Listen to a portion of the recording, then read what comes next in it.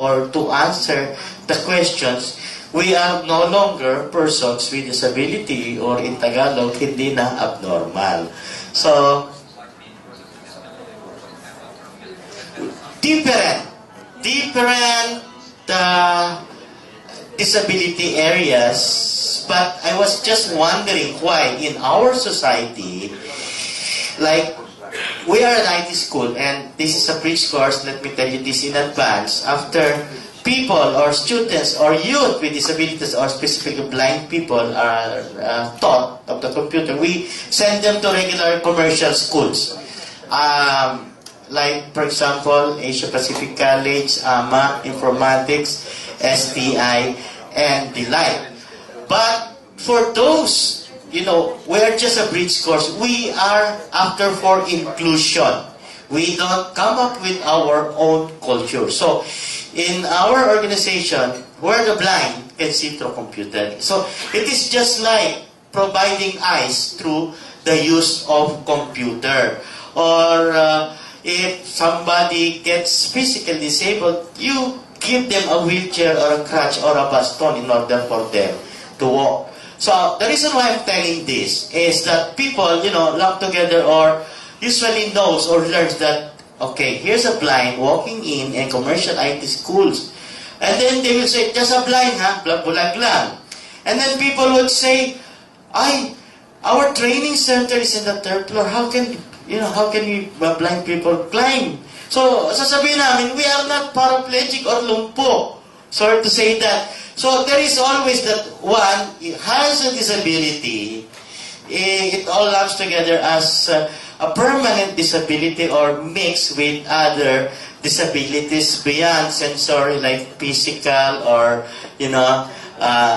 loss of hearing or inability to talk or express oneself.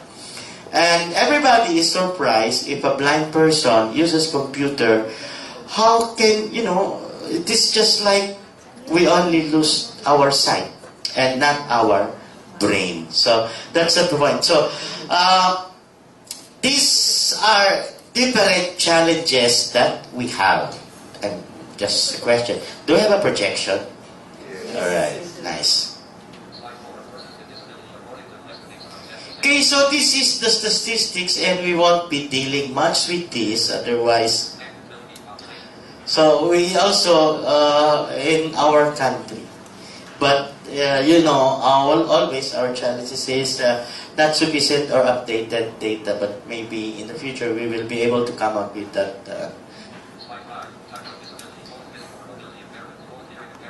Okay, so we have again, these are the different types of challenges.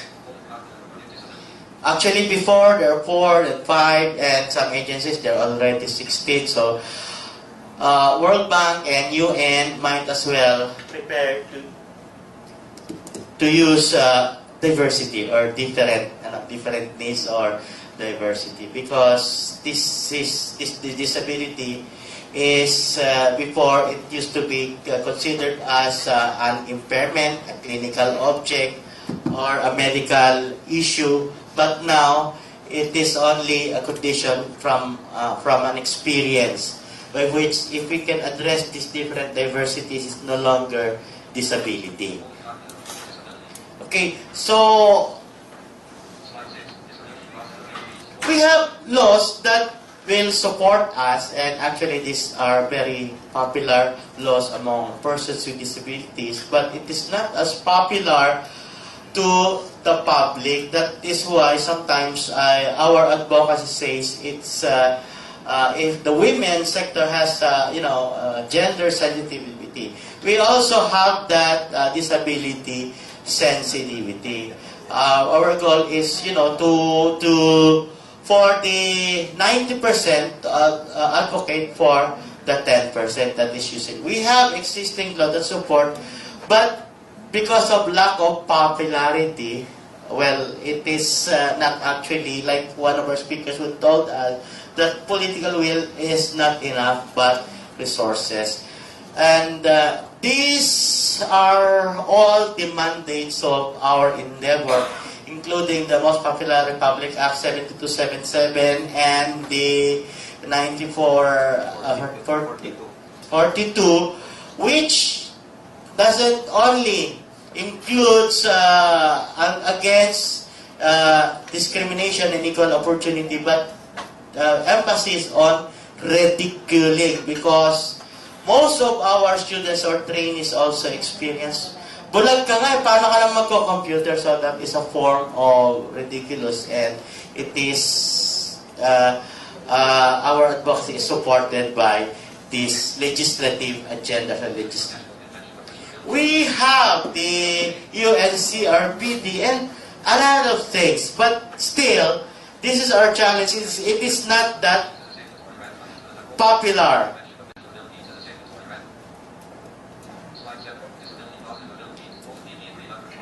Even accessibility, our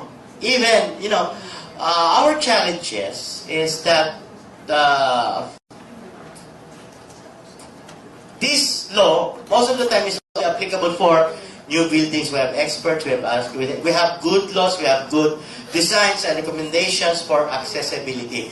But can you just look at the Philippine context, especially if a person is walking and blind, doesn't know if it is not just the barriers, the physical existing natural barriers, but excuse me for saying this, that they might, stumble with sidewalk or cigarette vendors and the like, or an open manhole, or a protruding objects emanating from walls and walls. So there are really a lot of things to work on, or still it's a, we have good laws, good design, good architectural recommendations for the Batas Bansa 344, but still a lot of challenges to work on. But let me just jump. That's why, work at home is very popular, and the economic enabler or empowerment is the IT again, which allows blind people or persons with disability to work at home, because this Batas Pambansa accessibility law is not yet that realized.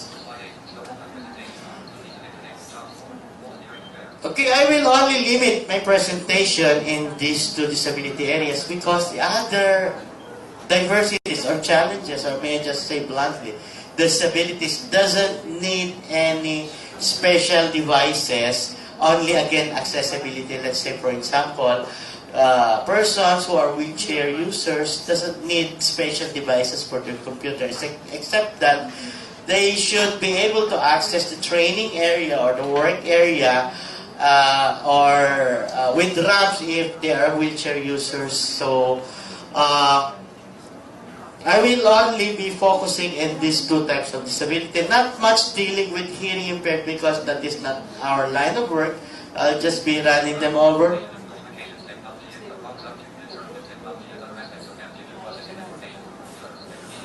Okay, very, very, very broad, very, very common general definition. I'll just run with this slide for that. Actually, in reality, these people doesn't need special assistive devices. Okay, because computers are already highly visual, so they don't need things such as what I am using right now. The only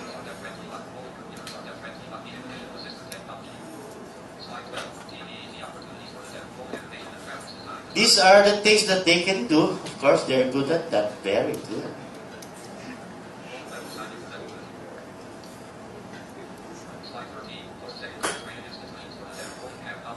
We have these centers who caters to this sector, and they're doing pretty much good. And, employment for persons who are hard of hearing, or that are, gaining a level of success in IT area.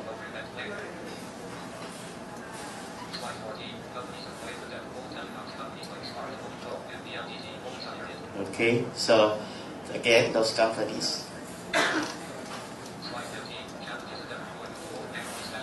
This is just the challenge or the barrier. So if we can, if these people can come across or go with this, well, it is